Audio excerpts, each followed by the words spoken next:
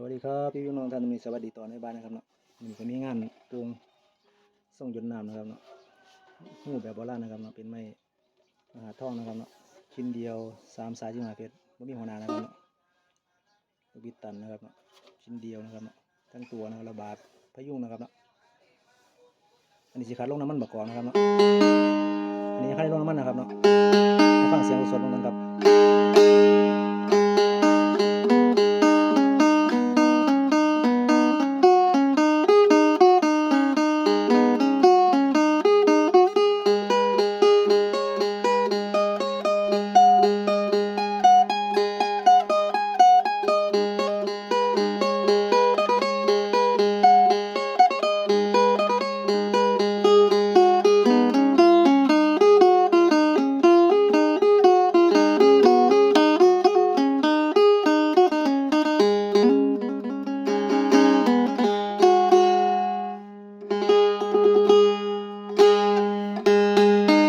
ตั้งแบบ